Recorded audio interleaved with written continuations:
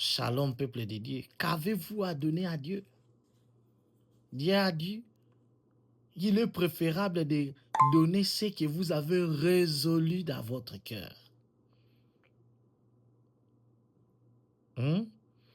Lisons la parole de Dieu. Genèse 29, 34. Elle devient encore enceinte et enfantant un fils. Et elle dit, pour cette fois, mon mari s'attachera à moi, car je lui ai donné. Dans les autres versions, on dit, car je lui ai enfanté 3 fils. C'est pourquoi on lui donna les noms de Lévi. Là, c'est son 3e fils. Les premiers, c'était Ruben, le 2e, Siméon, et le 3e, Lévi. Lui, il a fait sa part, il a donné. Et c'est maintenant à son c'est maintenant autour et c'est maintenant à son mari de s'attacher à lui.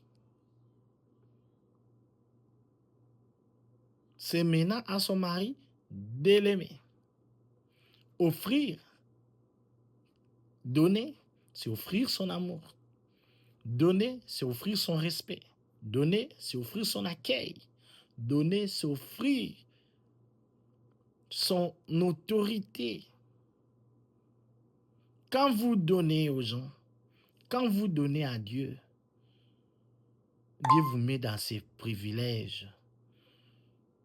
Vous aurez la facilité, vous demandez aujourd'hui et vous les recevez aujourd'hui. Vous aurez des privilèges, vous demandez à l'instant, vous recevez à l'instant.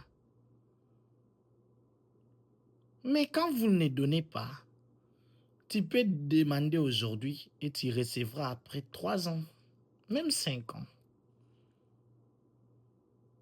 On donne à celui qui a donné.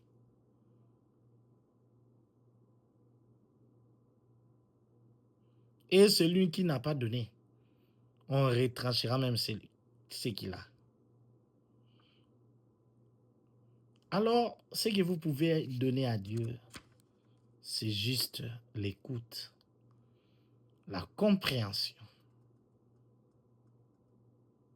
Quand vous donnez déjà les 2 choses et 3 choses, vous devez donner quoi?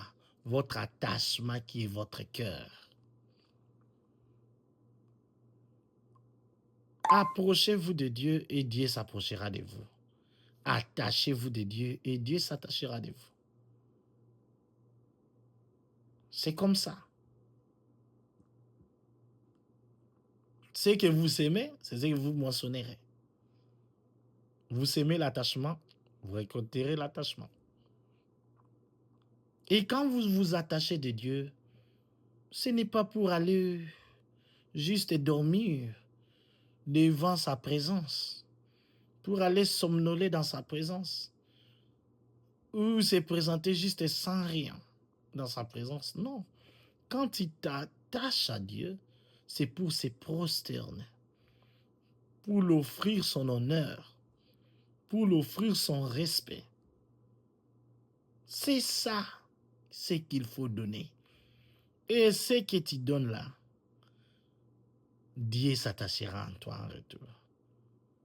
Et tu vas voir dans Ésaïe 66, 21 et 23, on dit on choisira les sacrificateurs parmi eux.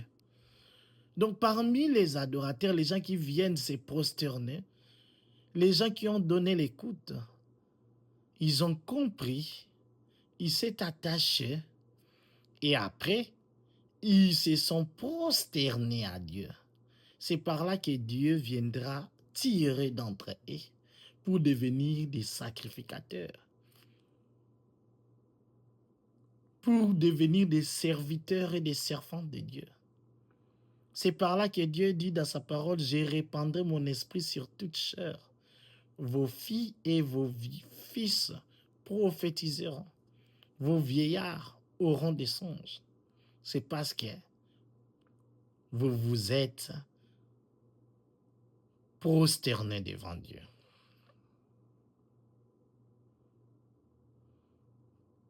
Et quand il vous choisit, il vous donne la force Il vous donne le courage. Il vous donne ce qu'on appelle les béatitudes ou les fruits du Saint-Esprit pour vous accompagner. Vous serez un homme joyeux toute la vie. Même si la vie va mal, mais vous êtes joyeux. Parce que vous avez l'esprit de la joie. Même si la vie ne va pas bien, vous serez bien. Parce que vous avez l'esprit de la bénignité. Donc vous serez toujours béni à chaque moment. Comme dit sa parole, tu seras béni dans la ville, tu seras béni dans les champs. Ton départ et ton arrivée sera béni. Ton corbeille, ta hutte sera bénie. Dieu ouvrira son beau trésor pour toi, afin que tu sois béni dans toutes tes entreprises, dans tout ce que tu fais. Là, la bénédiction t'accompagnera. Dieu veut que tu sois comme un arbre. Dieu veut que tu sois comme un arbre planté près d'un courant d'eau, dont tu vas donner les fruits à sa saison. Parce que si tu ne donnes pas, un arbre qui ne produit pas, c'est un arbre dont on doit couper et jeter dans le feu pour que ça nous serve de bois, parce que lui, il n'a pas son importance. Alors, je vous exhorte de donner.